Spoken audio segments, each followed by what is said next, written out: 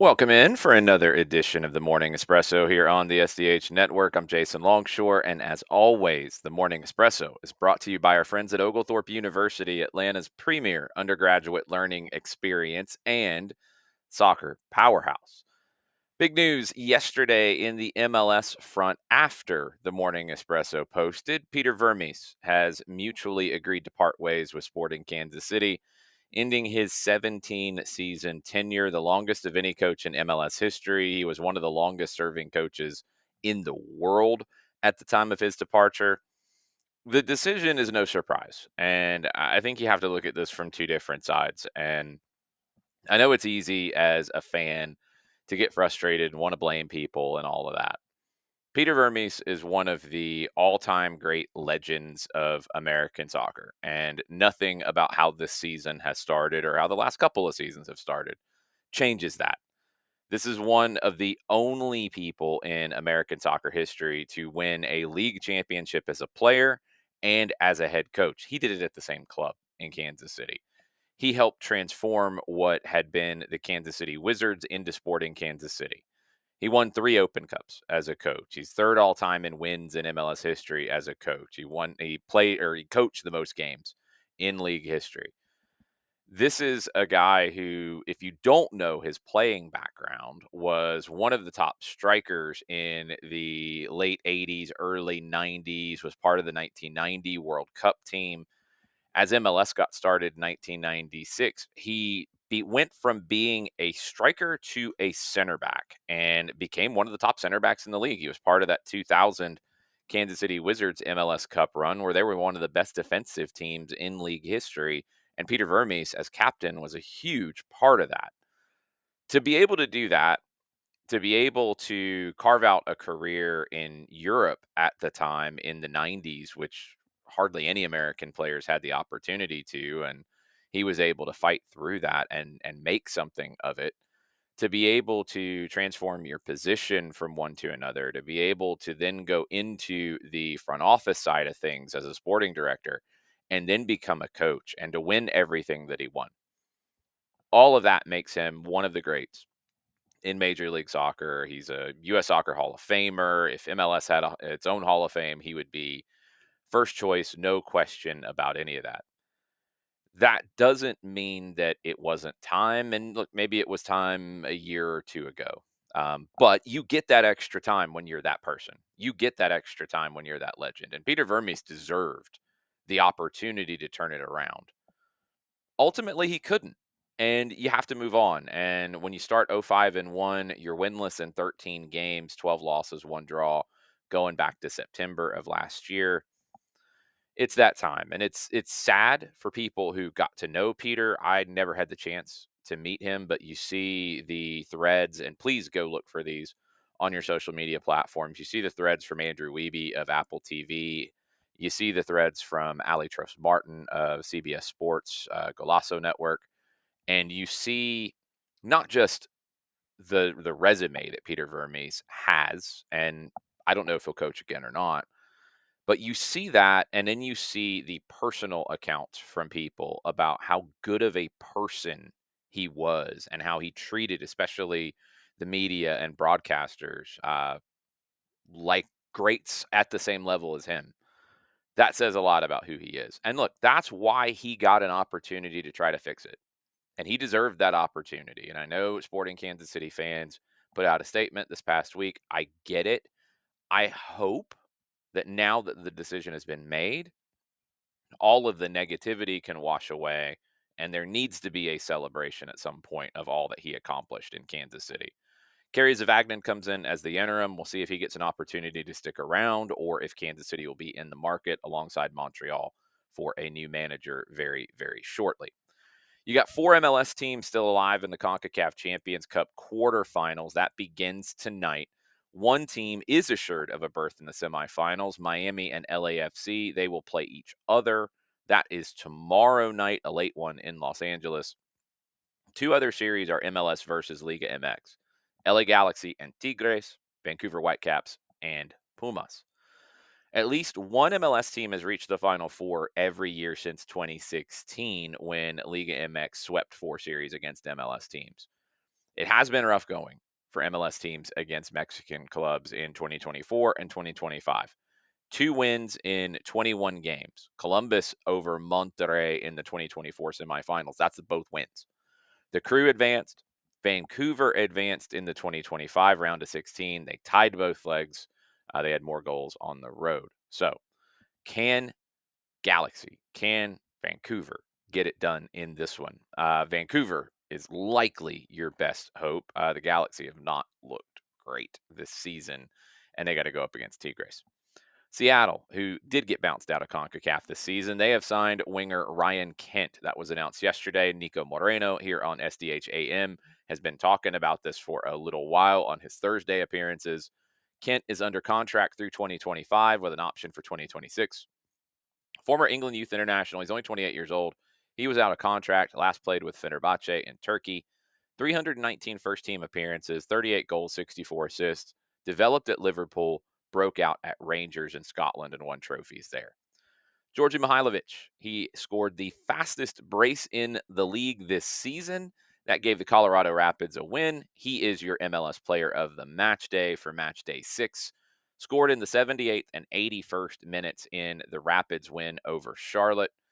Colorado 3-1-2, their best start to a season since 2014, and Georgi Mihailovic has been a big part of that.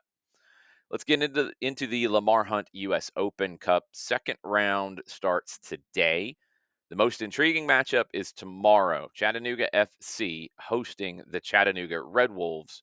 That's going to be at Finley Stadium.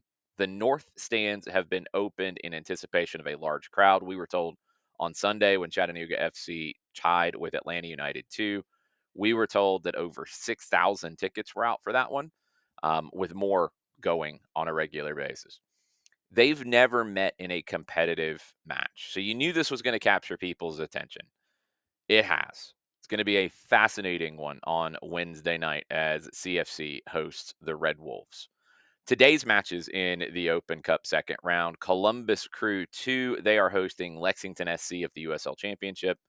Inter Miami 2 is hosting the Miami FC of the USL Championship. Charlotte Independence hosting Carolina Core. AV Alta of USL League One hosting LAFC 2. CONCACAF U17's women's qualifiers started yesterday. The U.S. defeated hosts Trinidad and Tobago 3-0 in their opening game. 23-0 edge in shots, but the U.S. couldn't get a goal in the first half. 3 goals all came in the final 27 minutes. Ashlyn Anderson, Michaela Johnson, and Chloe Sadler got on the board for the U.S. The format for the World Cup at the U17 women's level, it's 24 teams, and it's an annual event. This one's going to be in Morocco. The 3 CONCACAF group winners and the best second place team will all qualify for the finals. The U.S. is off to a great start. Those World Cup finals will be in October and November later this year. Talked about it yesterday and talked about it last week. Brazil and their head coaching job. So Dorival Jr. has been fired. That happened on Friday. Brazil want Carlo Ancelotti or Jorge Jesus to be their new coach. They want to appoint that person before their next set of World Cup qualifiers, June 4th and June 9th. That's before the Club World Cup, which both of these men are managing teams they're in. That tournament will start on June 14th. Ancelotti, obviously, at Real Madrid. Jorge Jesus at Al Hilal. Jorge Jesus was also the manager who had some somewhat negative things to say about Neymar, who was called up for this last group of World Cup qualifiers, but was injured and didn't play. That's a whole nother set of circumstances that Brazil might have to juggle with because, according to reports, Jorge Jesus is open to making the move now. This is according to The Athletic and their sources who are speaking anonymously to protect relationships. His contract with Al Hilal is set to expire at the end of the Club World Cup. We went through this whole song and dance with Ancelotti before. Brazil essentially hired an interim who was still managing at the club level to wait for Ancelotti, who then didn't come. Uh, Absolute chaos. The Brazilian Football Federation is a mess at the moment, and we'll see if they get either one of these guys or if we get more shenanigans in Brazil. Speaking of shenanigans, Sheffield Wednesday, they have failed to pay their players their salaries for March on time due to, quote, cash flow problems. The Owls say their delay is only temporary. The chairman, Deshphon Chansiri, is attempting to resolve the issue. Club statement said Sheffield Wednesday can confirm a temporary issue with the payment of player salaries for the month of March. This has occurred as a result of significant sums of money owed to the chairman's businesses, which has in turn impacted on the club's immediate cash flow. The chairman is working hard to resolve this situation at the earliest possible opportunity. And in the meantime, thanks everyone for their patience and understanding. Yeah. Good luck, Sheffield Wednesday. Hopefully that can get resolved. This isn't the first time there's been financial issues with this particular chairman. Can't imagine it will be the last. Speaking of financial issues with chairman, let's move to Lyon in France. It's not good for Lyon and John Textor right now. Hopefully, all the money has been paid for that transfer of Thiago Almada, where he went to Botafogo and then went to Lyon after whining and dining on yachts and things. According to the half-year financial report published Monday by Eagle Football Group, that's John Textor's holding company, Lyon posted a net loss of 117 million euro. Cash flow halved in 6 months, 50 million euro as of December 31st, and net financial debt climbing to 540 million euro from 463 million euro last June. The situation obviously worries the auditors who highlight, quote, significant uncertainty, unquote, regarding the club's continued existence. So Eagle Football, trying to avoid all of this, is banking on a 150 million euro injection via an IPO in New York and on new shareholder financing, according to L'Equipe. The report warns, quote, any significant delay or failure to realize these cash flows could jeopardize the going concern principle of the company and its subsidiaries. Another sensitive point. The auditors pointed out that the audit was limited to a limited review. It's not a complete certification of the accounts. So, is this all of it? Are there more issues? Hmm.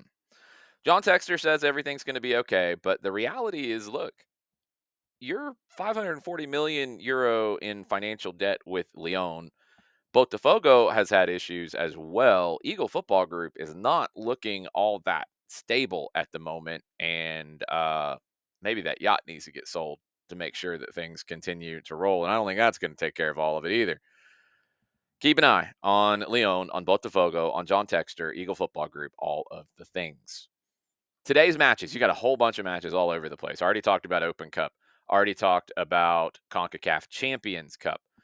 The Premier League, you got 3 games. Arsenal hosting Fulham. You could see Bukayo Saka back after missing 3 months with injury. He could feature. Arsenal hasn't beaten Fulham in their last 3 tries. Wolves are hosting West Ham. Nottingham Forest hosting Manchester United. Manchester United's trying to win back-to-back league games for the first time this season. Forest has won 6 and drawn 2 of their last 8 home games in the Premier League. You got the Copa del Rey semifinal second leg. Real Madrid with a 1-0 lead over Real Sociedad. That one is in Madrid. You have the Copa Italia semifinal first leg. Empoli hosting Bologna. You can watch that on Paramount Plus. You have the Coupe de France. You have PSG on the road at Dunkirk. That one is available to watch on Fubo or Fox Sports Plus or Fox Soccer Plus. You have the CONMEBOL club competitions beginning their group stages today as well. The highlight in that one is in the Libertadores, as it's an all Ecuador matchup with Barcelona hosting Independiente del Valle, which is always an interesting game, a really fascinating game there. And I'm looking forward to seeing how that one goes. You have group games in the Libertadores and in the Copa Sudamericana as well. That's going to do it for this edition of the Morning Espresso. Tonight, I will be on 92.9 The Game with Atlanta Soccer tonight. It'll start after the Hawks post-game show ends around 10:30 or so. So no espresso tomorrow. If you're not up with me late for AST, you can listen to AST in the morning, and that will be a longer version of the Morning Espresso. And then I'll be back on Thursday to get you caught up on everything from CONCACAF, everything from the Open Cup, everything from the Battle of Chattanooga, and a little visit that we're going to make to check in on what's going on with the United States Soccer Federation and everything they're working on in Fayette County. We'll have reports on that as well. Stay tuned. Thank you for joining me for the Morning Espresso, and thank you to our friends at Oglethorpe University for their continued support.